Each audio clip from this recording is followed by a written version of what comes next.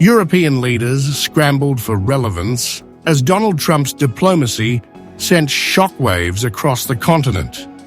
Just hours after a surprise phone call with Russian President Vladimir Putin, the US president stood before reporters and announced immediate negotiations to end the Ukraine war without consulting his European allies. The revelation sent panic through EU capitals. What Washington framed as a breakthrough for peace was seen in Europe as a humiliating sidelining of their influence, exposing their diminished role in shaping the war's outcome. In a frantic attempt to assert their relevance, Britain, France, Germany, and 4 other European nations, along with the European Commission, hastily issued a joint statement demanding a seat at the negotiating table. Ukraine and Europe must be part of any negotiations, the statement read, insisting that only a just and lasting peace with firm security guarantees could ensure stability. Yet, their words carried little weight. Washington had not invited them, and Moscow had no incentive to listen. Hungary's Prime Minister, Viktor Orban, one of the EU's most defiant voices and an outspoken ally of Russia, wasted no time in ridiculing Brussels' demand. In a blistering response on X, formerly Twitter, Orban took aim at EU leaders, responding to a post from Estonian Prime Minister Kaja Kallas, who had reinforced the bloc's position. The EU has not earned the right to participate in negotiations on Ukraine with Russia and the United States, Orban declared, mocking Brussels' leadership and calling their statement a sad testament of bad Brusselian leadership. This declaration is a sad testament of bad Brusselian leadership. While President Donald Trump and President Putin negotiate on peace, EU officials issue worthless statements. You can't request a seat at the negotiating table. You have to earn it, through strength, good leadership, and smart diplomacy.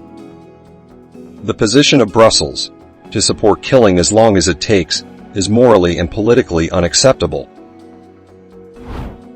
Days before his fiery statements, Orban had welcomed Alice Weidel, the far-right Alternative for Germany AfD leader, to Budapest. There, he delivered a scathing critique of Europe's approach to the Ukraine war, painting it as reckless and directionless.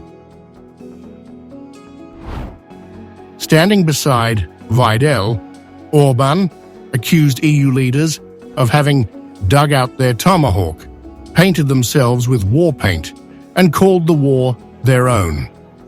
He likened Brussels' leadership to scared chickens, too afraid to challenge Washington's authority. The problem is that the heads and leaders of the European Union and the European institutions, scared as chickens, are just sitting low in the field awaiting their fate. I mean, scared chickens have no future. We're sitting there like the monkeys mesmerized by the snake, and we're just waiting to see what the president of the US will do.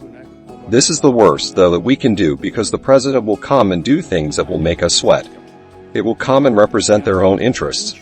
We only have one option. We have to stand up bravely with force, with self-assuredness, and provide recommendations for the Americans.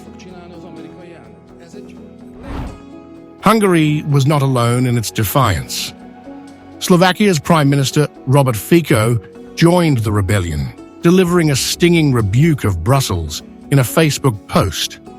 A longtime opponent of EU-backed military aid to Kyiv, Fico dismissed the EU's push for a seat at the negotiating table as embarrassing. I don't know if it sounds a little embarrassing when some EU member states and EU institutions are now fighting for seats at the negotiating table on peace. President Trump at least called Zelensky after a long phone conversation with President Putin and let him know what to expect. For example, something as unimaginable as democratic elections. Nobody is calling us to the EU. Nobody will call the chairman of ER, EC, and EP. The EU will have to quickly wake up from the military madness and realize that it must be sovereign in opinions and attitudes to survive. Otherwise, he's going into deep crisis. Fico's criticism did not stop there. He went further, portraying the EU as a mere puppet of the Biden administration, incapable of independent decision-making. Along with Ukraine, the EU is second in line in terms of losers. It is only because to this day she does not have her own opinion on major foreign political issues, and in the war in Ukraine, she has only blindly copied the Biden administration. I have always pointed out it, but probably little emphatically. That is why we have to bear the responsibility together with the EU, to which we are a member and want to remain. The defiance of Orban and Fico highlights a growing rift within the EU, where skepticism toward Brussels' authority is no longer confined to the fringes. Their public opposition challenges the narrative that Europe speaks with one voice, especially when Trump and Putin appear to be calling the shots.